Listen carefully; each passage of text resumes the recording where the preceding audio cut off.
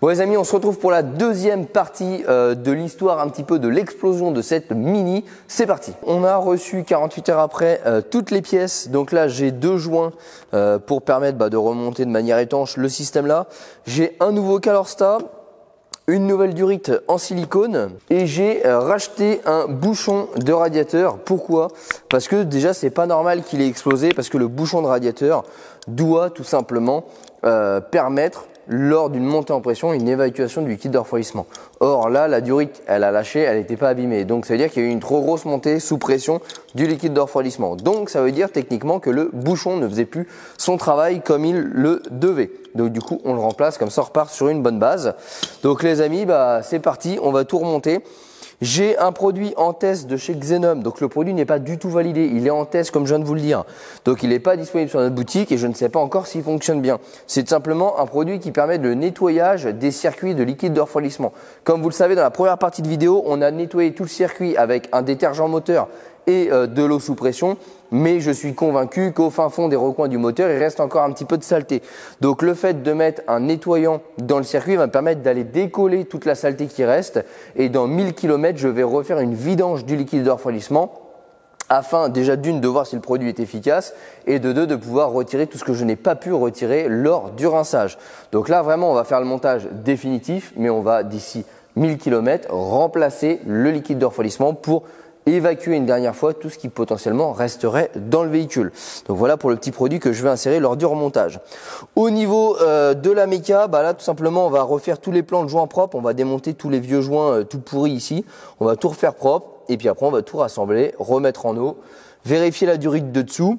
On va prier pour que le radiateur n'ait pas eu de fuite due à la montée sous pression du circuit, et puis après toute purge et c'est routier, et puis on verra si tout fonctionne correctement. Allez, c'est parti, on attaque la méca. Bon, donc là je vais désolidariser le radiateur de la petite platine qui renvoie vers le chauffage intérieur. Donc ça c'est la durite qui envoie l'eau vers le radiateur interne pour amener du chauffage dans l'habitacle. Donc là on va tout nettoyer les plans de joint parce que ça a été remonté à la pâte à joint et tout, c'est vraiment pas propre. On va tout faire ça bien comme il faut.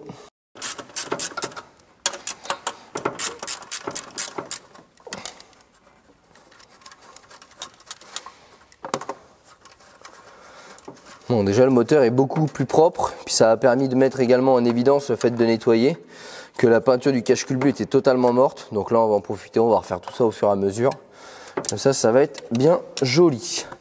Voilà, donc là j'ai la platine avec ce magnifique montage digne d'un garagiste expérimenté. Voilà, franchement c'est ni fait ni à faire. Bon, tout retirer, tout nettoyer et remonter tout ça propre. Alors pour le nettoyage des surfaces, il n'y a pas 50 solutions. On prend un petit peu de toilemmerie et on refait ça propre. Vous pouvez mettre autant de kilomètres de pâte d'attachement que vous souhaitez. Si la surface elle est dégueulasse, elle est sale, ça ne fera jamais l'étanchéité. Je pense qu'il y en a qui pensent que plus il y a de joints et plus c'est étanche, mais non, ça marche pas comme ça. Ça se saurait. Voilà, il faut une surface bien propre.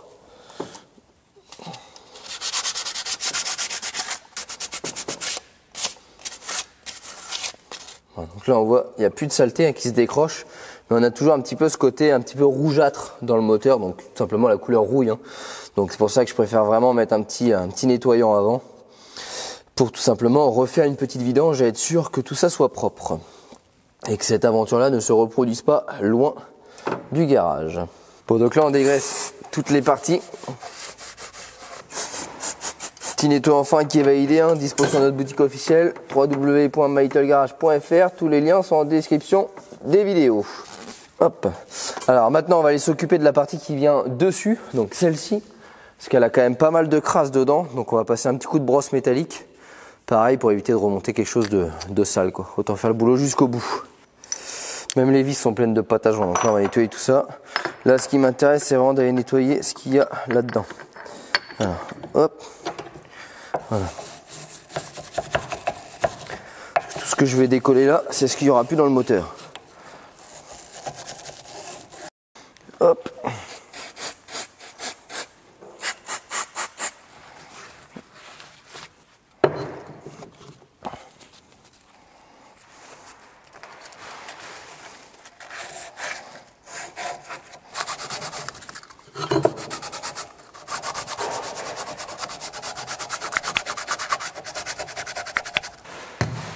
Donc là, vous voyez, j'ai des joints tout neufs.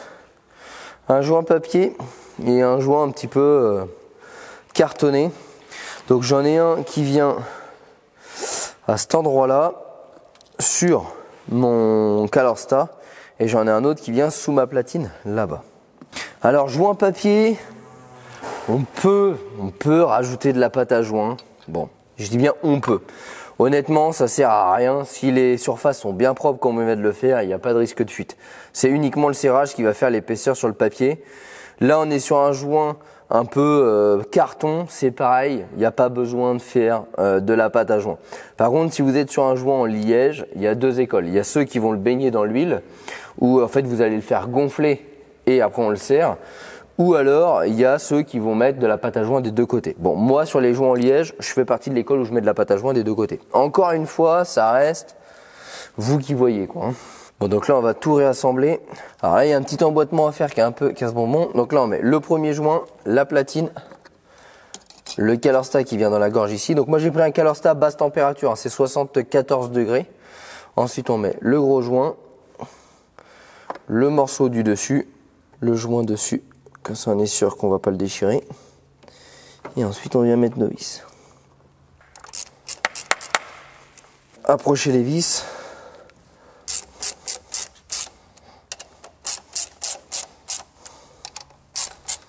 Donc, une fois qu'on est bon, on applique le serrage. Donc là, maintenant, si on a une fuite au niveau d'un des deux joints, c'est tout simplement qu'en fait, on a une surface qui a voilé. Qu'est-ce que ça veut dire voilé? Ça veut dire qu'en gros la surface elle peut avoir ondulé comme ça, comme quand on fait un joint de culasse. Là c'est la seule possibilité d'avoir cette fameuse fuite. Sinon on n'est pas censé mettre de pâte à joint encore une fois sur un joint en papier. C'est pas comme ça que ça marche. Donc là on va remettre notre petite durite et avant ça il faut qu'on remette la petite platine de fixation du radiateur.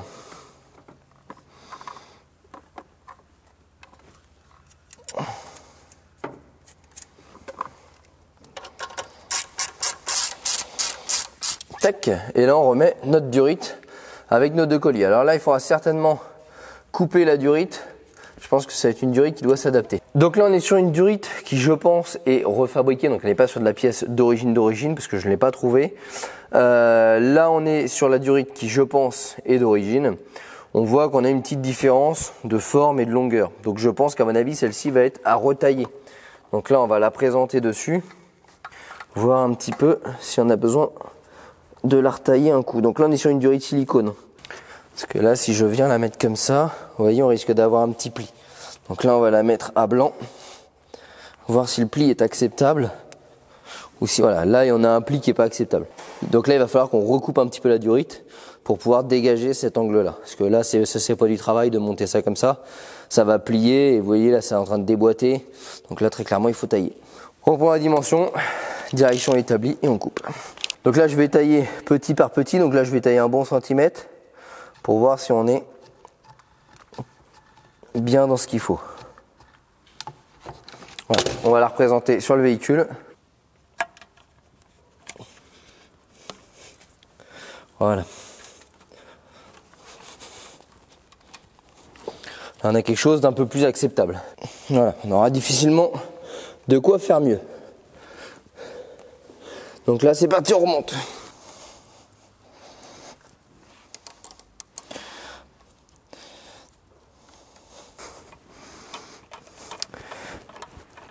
On voit que c'est quand même des durites qui ont été adaptées parce que normalement elles sont thermomoulées les durites. Et là on voit bien que le thermomoulage de la durite n'est pas celui d'origine. On voit que l'angle est un petit peu cassé par rapport à la durite d'origine, mais bon voilà. Je n'ai pas trouvé la durite d'origine, origine, ça n'existe pas, du moins je n'ai pas trouvé. Donc là on va remettre la durite inférieure du radiateur et après on va remettre en eau tout ça. Bon alors là à mon avis je suis pas sûr que vous allez voir grand chose, hein. La durite elle se trouve, c'est celle qui est là. Je passe déjà difficilement les mains. Je ne suis pas certain que vous allez voir grand chose.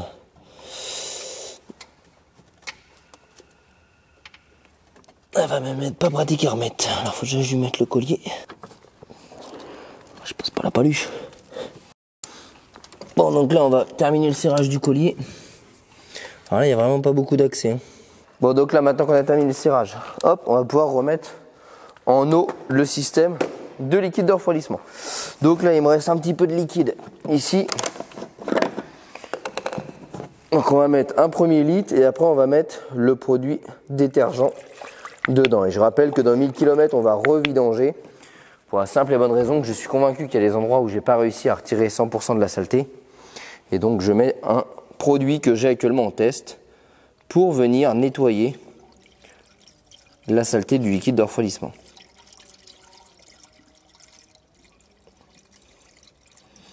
Et là, c'est aussi le moment où on va voir si le radiateur a subi une surpression et potentiellement un dessertissage à un endroit, quoi. Hop, donc là, c'est un produit de chez Xenom hein, qui est en test. Encore une fois, je le dis, il n'est pas validé. C'est la première fois que je l'utilise, donc je ne peux pas vous donner un retour si c'est bien, si c'est pas bien, si ça marche, si ça marche pas. Il faudra attendre 1000 km avec la Mini pour avoir un retour objectif sur la chose.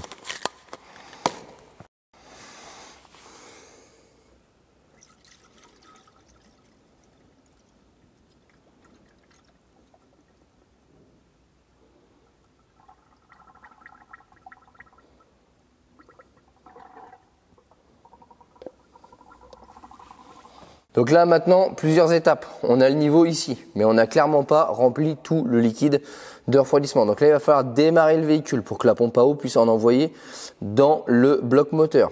Ensuite, il va falloir qu'on la laisse tourner au ralenti pour qu'elle puisse tout simplement chauffer, que le calorstat puisse s'ouvrir et effectuer une purge définitive. Donc là, c'est parti, on va mettre le premier coup de clé.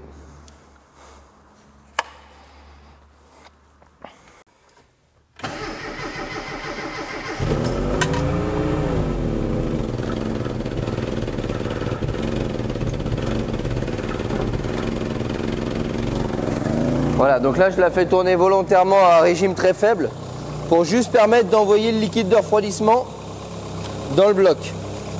Là notre niveau est bon, donc là on va rien faire, on va juste la laisser tourner jusqu'à l'ouverture du calorstat. Donc là je vais prendre un petit thermomètre, quelque chose pour vérifier l'ouverture du calorstat et ensuite effectuer la purge. Bon les amis, maintenant que le moteur a un petit peu chauffé, on va aller contrôler que le niveau de liquide de refroidissement est OK. Donc là, bien évidemment, il faut faire chauffer avec le radiateur intérieur ouvert, puisqu'on avait tout vidé. Donc là, on va couper le moteur, on va prendre des précautions pour ouvrir le bouchon de radiateur et on va vérifier le niveau d'eau.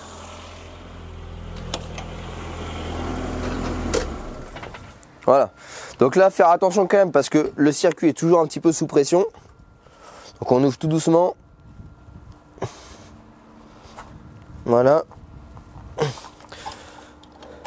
Et là on a le niveau d'eau ok. Donc je l'avais rempli au ras au début et là il a descendu mais on ne voit pas le radiateur. Donc là il est bon. Donc là maintenant on va pouvoir aller faire un petit essai routier. Voilà. Bon bah les amis, c'est parti, on va rouler.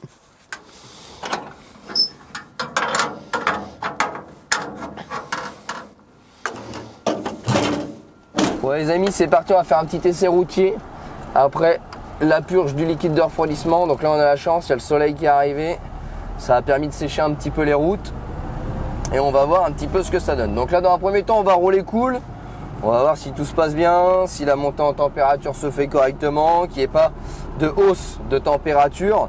Parce que là au ralenti maintenant, en fait sur la jauge de la Mini vous avez C, donc c'est la lettre pour cold, donc froid. Après vous avez H, c'est heat, ça veut dire chaud. Et après vous avez donc le H, il y a une zone rouge, là c'est la surchauffe.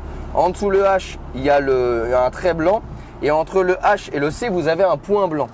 Techniquement, quand votre voiture doit avoir la température adéquate, elle doit se situer sur ce fameux point blanc.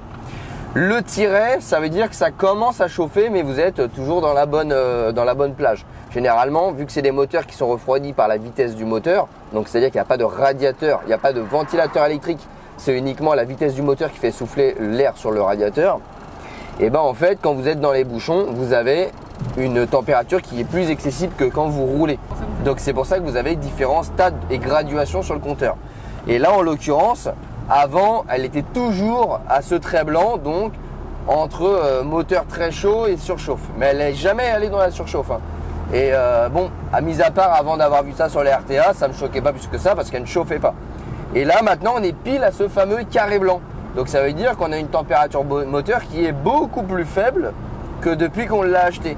Alors certes, il y a un CalorStat 74 degrés au lieu de 82 degrés, mais ça n'empêche pas que 74-82, ça fait 8 degrés. La jauge de température, c'est pas 8 degrés qu'il y a d'écart. Mais par contre, ça veut bien montrer qu'on avait bien un problème de circulation de liquide de refroidissement avec cette fameuse saleté qu'il y avait dedans, qui à mon avis devait obstruer le passage au niveau du CalorStat. Et à mon avis, le liquide de refroidissement ne circulait pas correctement dans le radiateur. Il y avait un bouchon au niveau du CalorStat qui nous a créé cette fameuse explosion qui a tout pété.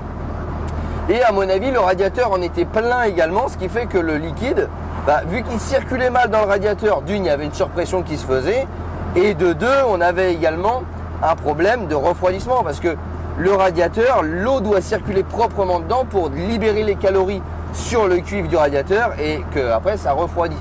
Si vous avez la moitié des canaux du radiateur qui sont bouchés, forcément ça refroidit moitié moins bien. Donc clairement, ça prouve bien qu'il y avait ça comme problème. Et maintenant que tout est réparé, on a pile la bonne température, on est pile sur ce fameux carré blanc, ça roule impeccable, il n'y a plus de problème. Donc les amis, c'est officiellement réparé. Donc maintenant, qu'est-ce qu'on va faire? Et d'ici un petit 1000 km, vu que vous vous souvenez, on a mis un produit pour nettoyer le circuit de refroidissement, en espérant qu'on va réussir à redécoller un petit peu de saleté qui potentiellement pourrait encore se cacher dedans. Et dans 1000 km, on va refaire une vidange de ce fameux liquide de refroidissement pour essayer d'éliminer les potentiels résidus qui peut rester dedans. Et ça permettra en même temps de pouvoir tester ce fameux produit pour nettoyer le circuit de refroidissement.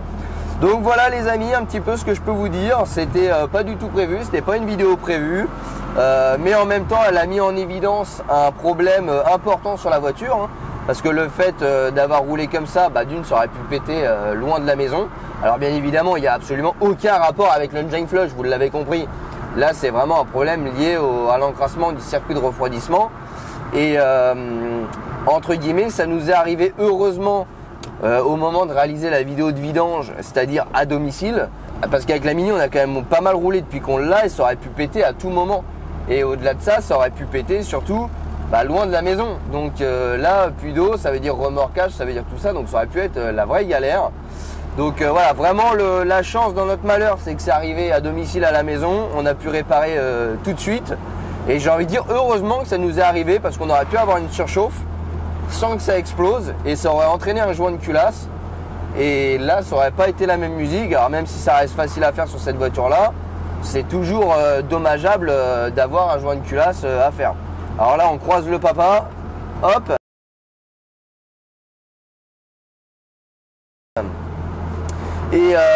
Et donc voilà, c'est un mal pour un bien parce que ça nous a fait peur. Ça a quand même foutu un peu le bordel sous le capot parce qu'il a fallu tout nettoyer. Mais accessoirement, ça a révélé un problème important. Donc voilà, à tous ceux qui mettent de l'eau dans le liquide de refroidissement pensant que ça fait le même effet, et sur des blocs en fonte d'acier comme ça, ça crée tout simplement de la rouille.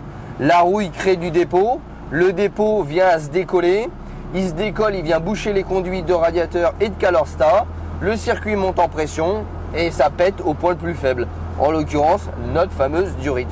Donc voilà, ça illustre parfaitement la vidéo que j'ai faite sur le liquide de refroidissement avec les risques, les inconvénients et quel liquide de refroidissement choisir. Là vous avez un exemple parfait et qui plus est un exemple qui nous a mis en évidence un beau problème. Ça nous a permis de pouvoir réparer ce problème et donc du coup de ne plus avoir de risque d'explosion ou de surchauffe du moteur. Et en plus on intègre un petit test produit. Je rappelle que le produit n'est pas validé, on validera ou pas dans 1000 km une fois qu'on aura vu si oui ou non ça a nettoyé le circuit de refroidissement. Et bien évidemment, on vous fera une petite vidéo retour après 1000 km sur cette Mini, sur le système de refroidissement, l'état, parce qu'on va tout redémonter. C'est pas pour les 3,8 litres de liquide de refroidissement que ça va nous coûter. On va tout redémonter pour venir inspecter un petit peu l'état après avoir roulé du circuit, l'état visuel et surtout savoir s'il n'y a pas des morceaux qui se sont encore décollés, qui ont pu obstruer soit le radiateur, soit le CalorStat. Donc on va encore refaire ce qu'on a fait, démonter, rincer, inspecter et remettre en eau. Mais je pense sincèrement qu'on sera pas mal du tout. Les amis, j'espère que cette petite vidéo vous a plu. Elle n'était pas du tout prévue au programme. Bon, on a un petit peu rigolé parce que les images étaient belles, ça a bien explosé, tout c'était marrant. Mais au final, ça en fait une vidéo utile pour tout le monde et ça vous montre qu'il ne faut pas faire n'importe quoi avec le circuit de refroidissement. Les amis, un grand merci à tous d'avoir regardé cette petite vidéo. N'hésitez pas à nous rejoindre sur les réseaux sociaux, Facebook et Instagram. Tous les liens sont en description de la vidéo. Et bien évidemment, pensez à vous abonner à la chaîne YouTube, à mettre un petit pouce bleu et à afficher la cloche pour recevoir une notification pour les prochaines vidéos mécaniques. Allez les amis, je vous dis à très bientôt. Ciao!